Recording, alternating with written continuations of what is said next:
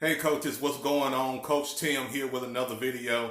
And this video was requested by one of you guys who want to know more about how we run our counter plays out of the beast formation, or what we like to call the tank formation, with our team.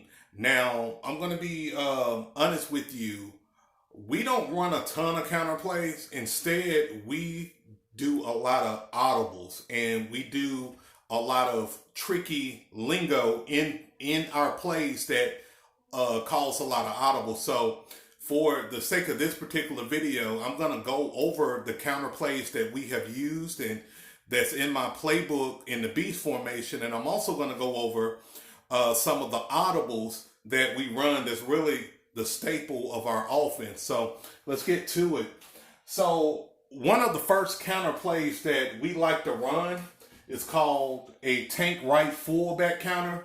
Now, usually we like to run this to just completely get the defense off balance.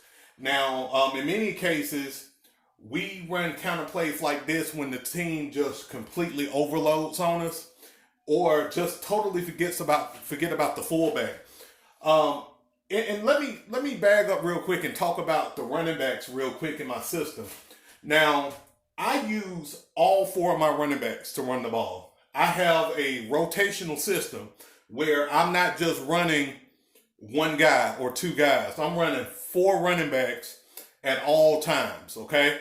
And what that does is it gives everybody a chance to run the ball, number one, but then it gives defenses different looks, because with my running backs, I had two fast guys and two kind of power guys, but their instincts was different. So you had one that was really shifty and can break tackles in small spaces. You had one that was like a jet. As soon as he get a seam, he's gone. You're not going to catch him. Then I had a balanced guy who would run you over at any time, but at the same time, you couldn't catch him. And then I had more of a fullback kind of guy who was my short yardage guy, and whenever we was going for two, which we did most of the time, he would run a lot of my short yardage plays. So that's a tip, coaches. If you can help it, run multiple running backs, okay? Don't just get stuck running one or two guys. Run these guys and rotate them, all right? But anyway, back to the plays. So we'll run a fullback counter, especially if we're just trying to get short yardage and our quarterback been killing them all game. We'll just give it to our fullback up the middle, and they don't know who got the ball. So that's one kind of play we run. Now this one right here is one we actually ran a lot in practice, and it was super successful in our scrimmages. We didn't get a chance to really run this play during the games, but basically what we'll do with this play is called tank right motion counter. So pretty much our fullback, he would motion back behind our middle guy, and our cadence on our first blue 18, he's going to go into like a speed motion, and our cadence is blue 18 said go, and he's going to take off, and he's going to be a lead blocker, and our quarterback is going to run just like he's doing a regular power, and he's just going to give that middle running back the ball coming off the backside. So it's kind of like a reverse in a sense. Again, it was super successful at practice. We didn't run it at all last season just because we didn't have to. And this play right here, tank right fullback wedge, we ran this near the end of the season. It was kind of a trick play that my fullback wanted to run. And we also ran this play with our second team guys. We had a really short running back, right? I mean, like a really short running back, looked like he was about 4 or 5 years old. And we would basically run a wedge right up the gut for him, and nobody even know he has the ball. So that was a fun little gadget play that we had there. So now I want to get to the staple of our offense, and this is what makes really our version of the Beast offense virtually unstoppable. We had audibles built into our system. So I trained our boys that if a team is overloading on a side, our quarterback could call an audible, okay? Usually I would tell the quarterback, agent. Agent basically let the quarterback know and let the team know that the quarterback is going to call whatever hole that he's going to run in. And what we did was we gave each of our linemen a nickname. And the quarterback knew, each one of the players' nickname. And he would literally call the nickname and he'll hit the seam. So, like, for example, let's say if this guard right here, let's say his name was Facebook, for example, which we actually had a kid named Facebook. He'll call Facebook, and Facebook will know that he's going to either kick out somebody or go second level. He just knew it. And we scored so much on our audibles. It was unbelievable. So another audible that I called was 300, one of my favorites. So basically, this won us the championship, hands down, calling 300. So basically, in our championship game, it was a shootout, and nobody was really stopping each other on defense. It literally was going to be whoever scores last, going to win the game. And I'll post a picture of the score later on, guys. But basically what we'll do with 300, the team is thinking that we're going to run either a tank right or a tank left. We call 300.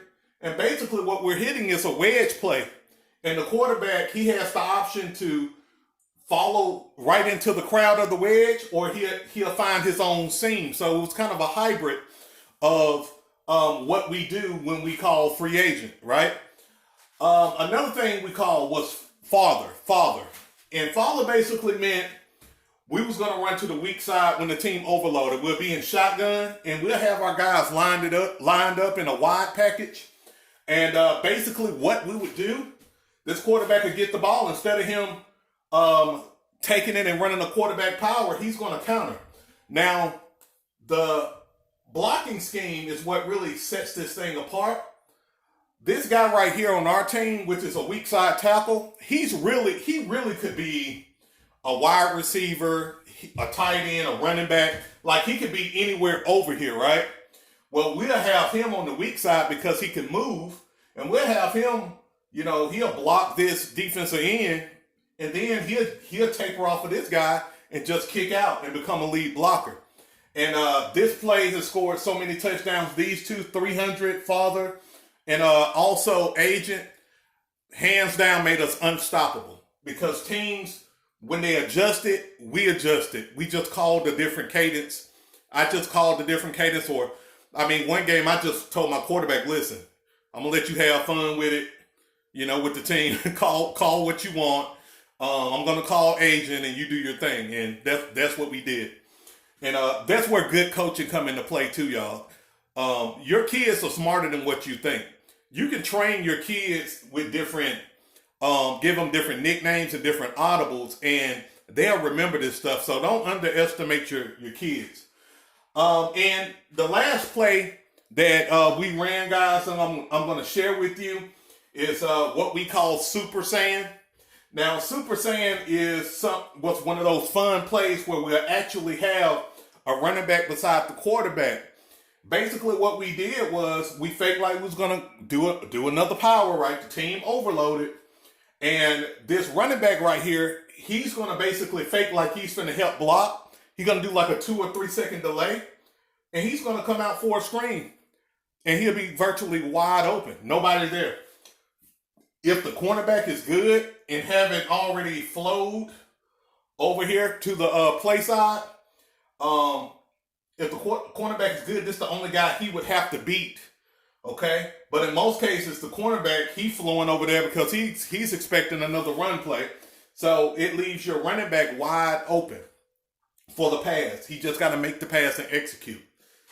All right, guys. So that's pretty much my counters and my audibles. Again, I'm an audible coach. So if you were to play me, you may not see a lot of different looks, but what you're going to see is a lot of different blocking schemes. You're going to hear a lot of different language, and you got to figure out what's going on. And for me, I'm a nerd, I'm a mastermind, and I make my team a very high IQ team. So guys, if you have any questions or anything I just went over, You know, anything you feel like, I could do better, I did wrong, let me know, man, and let's talk about it. And also, hey, I'm enjoying making these videos. If y'all want me to make more videos on this formation, just let me know. I'm an open book, y'all. All right, Coach Tim, y'all have a great day.